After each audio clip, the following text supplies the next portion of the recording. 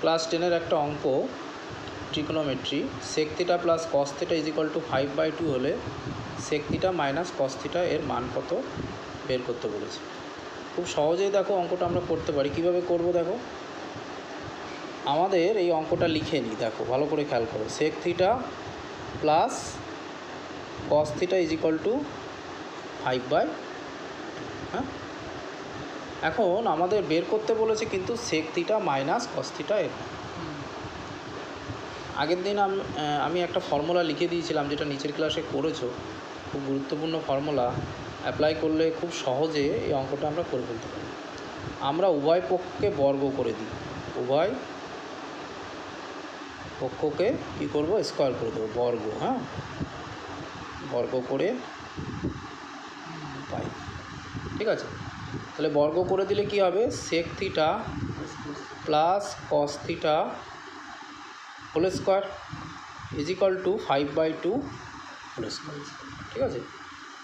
এবার দেখো, আগের দিন একটা ফর্মুলা লিখিয়ে দিয়েছিলাম, a plus B whole square equal to a minus B whole square plus 4ab। মনে পড়ছে, a plus B whole square equal to a minus B whole square plus 4ab।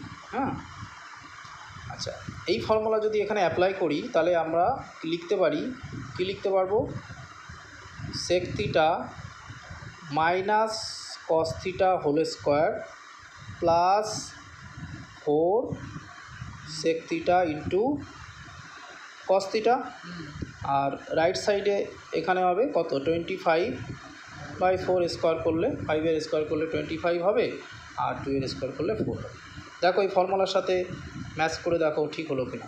এই যে a plus B whole square equal to a minus B whole square plus 4ab, তার মানে কি হচ্ছে এখানে এই প্লাসটা মাইনাস হয়ে যাচ্ছে। তাহলে এটার সাথে যদি এটা কম্পেয়ার করো, a প্লাস বি হোল স্কোয়ারের সাথে যদি কম্পেয়ার করো, তাহলে কি হবে, এই প্লাসটা মাইনাস হয়ে যাবে।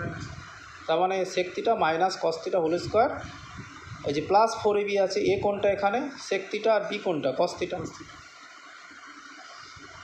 আচ্ছা, তাহলে দেখো এখানে হয়ে গেল sec θ minus cos θ whole square plus, এখানে দেখো 4 ইন্টু sec θ মানে কি আমরা জানি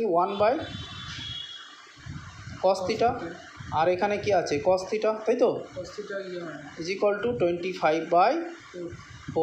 cos θ কী হয়ে গেল, ক্যান্সেল হয়ে গেল এখান দিয়ে। হ্যাঁ, cos θ মানেও 1/sec θ, আবার sec θ মানে কি 1/cos θ। হ্যাঁ, যে কোনো একটা করলে আমার এখানে ক্যান্সেলেশন হয়ে যাচ্ছে। sec θ ইজিক্যাল টু 1/cos θ করলাম আমি। হ্যাঁ, এই যে sec θ ইজিক্যাল টু কী করেছি, 1/cos θ। আমাকে ক্যান্সেলেশন করা নিয়ে কথা।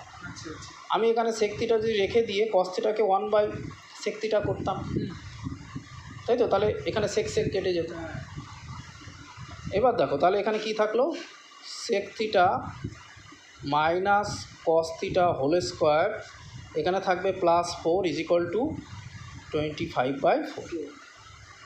তাহলে sec θ minus cos θ whole square equal to, এটা রাইট সাইডে নিয়ে যাবো, 25/4 মাইনাস 4, তাই তো।